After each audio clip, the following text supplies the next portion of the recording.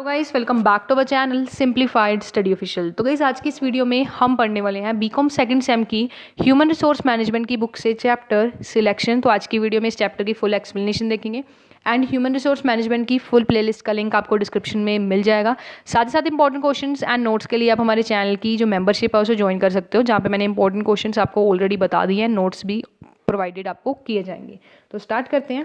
सबसे पहले देखेंगे सिलेक्शन। तो किस पिछली वीडियो में हमने रिक्रूटमेंट वाला चैप्टर किया था, ठीक है, जिसमें हमने सारा मीनिंग पढ़ा था, प्रोसेस पढ़ा था, ठीक है, वो आप एक बार वीडियो देख लो। उसका जो नेक्स्ट स्टेप हमारा होता है सिलेक्शन, ठीक है। अब जो नंबर ऑफ पर्सन्स ने हमें क्या किया है, जॉब के लिए अप्लाई किया है, उनमें से हमने जो बेस्ट पर्सन्स हैं उन्हें अपने पर्टिकुलर जॉब के लिए क्या करना है, सिलेक्ट करना है। बेसिकली सिलेक्शन का मतलब यही होता है, मान लो आपको पर्सन्स चाहिए थे एमबीए जिसने की हो, ठीक है, एमबीए होगी या एमकॉम होगी, मास्टर डिग्री ऑफ कॉमर्स हो गई या बिजनेस एडमिनिस्ट्रेशन की होगी, आपको क्वालिफिकेशन ये चाहिए थी। गाइस जो आपके पास वैकेंसीज थी, मतलब आपको एक्चुअल में 10 एम्प्लॉयज़ चाहिए थे, आपके पास तो 50 आ गए, ठीक है, 40 तो आपके पास एक्स्ट्रा आ गए। अब आप क्या करोगे, उन सभी में से आपको उनकी क्वालिफिकेशन, उनके करैक्टरिस्टिक्स हो गए, उनका जो स्किल नॉलेज को देखते हुए आपको बेस्ट जो पर्सन हैं उनमें से सिलेक्ट करने होंगे। तो बेसिकली जो पर्सन्स ने आपकी जॉब के लिए अप्लाई किया है उनमें से अपने जो पर्सन्स को सिलेक्ट करना है, that is the process of selection.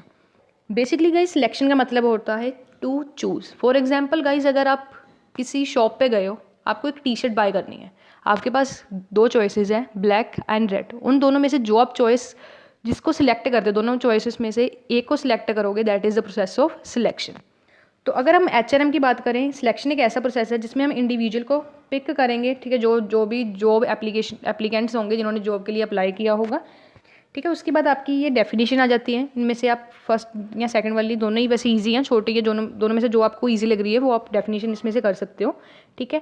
Next है आपका टॉपिक सिलेक्शन प्रोसीजर, ठीक है। सिलेक्शन प्रोसीजर सबसे पहला है असेंशियल ऑफ सिलेक्शन प्रोसीजर। कौन कौन सी इंपॉर्टेंट जो पॉइंट्स हैं अगर आप सिलेक्शन कर रहे हो उस समय आपको कंसीडर करनी है। पहला, there should be sufficient number of applicant from whom the number of candidate may be select. मैंने शुरू में आपको एग्जांपल क्या दिया, मुझे 10 पर्सन चाहिए थे, 10 की वैकेंसीज थी, 50 ने अप्लाई कर दिया, ठीक है, एक्स्ट्रा ही अप्लाई किया, उनमें से आपको सिलेक्ट करना है, ठीक है। ये नहीं है कि मान लो आपको 10 चाहिए थे, 8 ने अप्लाई किया, उनमें से आप क्या सिलेक्ट कर पाओगे, सिलेक्ट कर ही नहीं पाओगे, 8 को रख लोगे, या उनमें से आप सिलेक्ट करके रखोगे दो, तो 2 या 3 को रख पाओगे, है ना। तो बेसिकली आपको मैक्सिमम नंबर ऑफ जितने भी आपको चाहिए उससे ज़्यादा होने चाहिए, या कम से कम उतने तो आपके पास एप्लीकेंट्स होने ही चाहिए। नेक्स्ट है there should be some person who is assigned the authority to select. अब ऐसा नहीं है कि आपकी ऑर्गेनाइजेशन में 10 एप्लीकेंट्स आए जॉब के लिए अप्लाई करने के लिए, कोई भी पर्सन आ रहा है उनको सिलेक्ट करके जा रहा है, ऐसे नहीं है।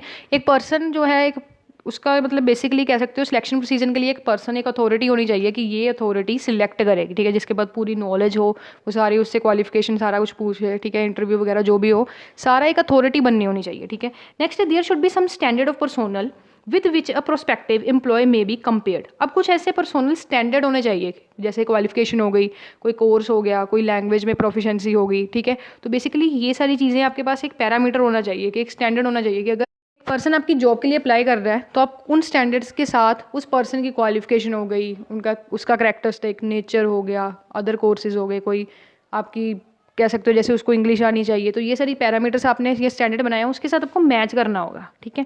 नेक्स्ट है सिग्निफिकेंस ऑफ सिलेक्शन प्रोसीजर। क्या क्या इंपॉर्टेंस है सिलेक्शन प्रोसीजर के। पहला है सिक्योरमेंट ऑफ स्किल्ड वर्कर्स। ओनली जो सुटेबल कैंडिडेट्स हैं वही जो जॉब के लिए बेस्ट हैं उन्हें हमें सिलेक्ट करना है, ठीक है। नेक्स्ट है reduction in cost of training. अब जो सिलेक्शन प्रोसेस है वो आपको इस तरीके से होना चाहिए जिससे आपकी जो कॉस्ट है ट्रेनिंग की वो कम हो। ये कैसे होगी, अगर आप पहले से क्वालिफाइड और स्किल्ड जो जॉब एप्लीकेंट्स हैं उनको सिलेक्ट करोगे तो आपको जो है ट्रेनिंग पे खर्चा करने की ज़रूरत नहीं पड़ेगी। नेक्स्ट है सोल्यूशन टू पर्सोनल प्रॉब्लम्स। अब प्रॉपर अगर सिलेक्शन है पर्सोनल अगर पर्सन की कर लेते हो उससे क्या होगा, जो भी पर्सोनल प्रॉब्लम्स है ऑर्गेनाइजेशन में राइज हो रही हैं, जैसे लेबर टर्न ओवर जैसी होगी, एब्सेंटिज्म होगी, ठीक है, ज़्यादा लोग एब्सेंट हो रहे हैं, ठीक है, उस केस में ये क्या होगा कि प्रॉब्लम्स क्या होंगी, रिड्यूस होंगी। नेक्स्ट है गाइस हमारा टॉपिक सिलेक्शन प्रोसेस। ये आपको इंपॉर्टेंट है, 5 मार्क्स के लिए, शॉर्ट के लिए आ सकता है, ठीक है, तो इसको करके जाना। तो स्टार्ट करते हैं। गाइस सिलेक्शन जो प्रोसीजर है उसमें कुछ सीरीज ऑफ हमारे स्टेप्स होते हैं एंड ईच स्टेप जो है वो हमें कह सकते हो क्लियरली सक्सेसफुली उस स्टेप को कंप्लीट करना होता है अगर हम चाहते हैं जो सिलेक्शन प्रोसेस है या सिलेक्शन प्रोसीजर वो अच्छी तरीके से हो पाए। गाइस फर्स्ट आपका स्टेप है एक्सटर्नल एंड इंटरनल एनवायरनमेंट। अब गाइस इंटरनल एंड एक्सटर्नल जो एनवायरनमेंट है ये काफ़ी ज़्यादा इंपॉर्टेंट फैक्टर या फिर इन्फ्लुएंस करते हैं सिलेक्शन प्रोसीजर को। अगर हम एक्सटर्नल फैक्टर की बात करें, किस तरीके की जो डिमांड है या सप्लाई है उस पर्टिकुलर जॉब एप्लीकेंट्स की या जो पर्सनस की, किस तरीके का जो स्किल है, स्पेशल स्किल मार्केट में डिमांड ज़्यादा है, उसके रिलेटेड हमें जॉब एप्लीकेंट्स ढूंढने पड़ेंगे।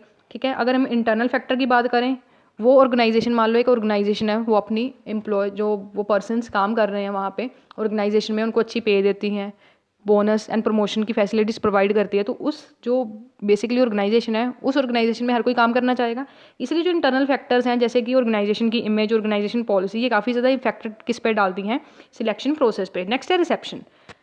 तो गाइज़ ये बेसिकली फर्स्ट स्टेप है सिलेक्शन का। इसमें बेसिकली क्या है, एक रिसेप्शनिस्ट होती हैं पर्सनल डिपार्टमेंट की, वो कुछ इन्फॉर्मेशन देती है कि किस तरीके से है जॉब के लिए अप्लाई है। बेसिकली इसमें क्या होता है कि जो रिसेप्शनिस्ट होती हैं उस पर्सन से जो एप्लीकेशन है उसे रिसीव किया जाता है। आपने एप्लीकेशन लिखी, आप रिसेप्शन पे गए, वहाँ पे एक पर्सन बैठा होगा, ठीक है, रिसेप्शनिस्ट के पास गए एंड उसको अपनी एप्लीकेशन आपने दे दी।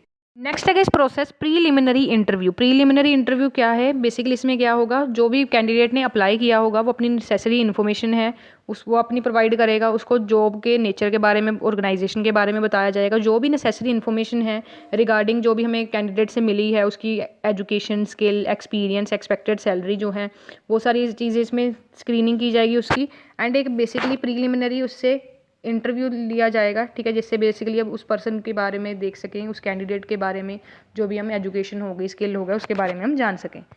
एंड गाइस जो प्रीलिमिनरी आपका इंटरव्यू होता है ये काफ़ी ज़्यादा ब्रीफ, काफ़ी शॉर्ट होता है, इतना लंबा इंटरव्यू नहीं होता, जस्ट कह सकते हो उस पर्सन को एजुकेशन स्किल जानने के लिए होता है। एंड ये बेसिकली जूनियर एग्जीक्यूटिव के थ्रू लिया जाता है और ये रिसेप्शन ऑफिस जो है वहाँ पे बना होता है, वहीं पे ये प्रीलिमिनरी जो इंटरव्यू है ये लिया जाता है। नेक्स्ट है ब्लैंक एप्लीकेशन फॉर्म। अब जो ये ब्लैंक एप्लीकेशन फॉर्म है ये वाइडली एक्सेप्टेड डिवाइस है जिससे हम क्या कर सकते हैं, एक पर्सन की, एप्लीकेंट की इन्फॉर्मेशन को गैदर कर सकते हैं।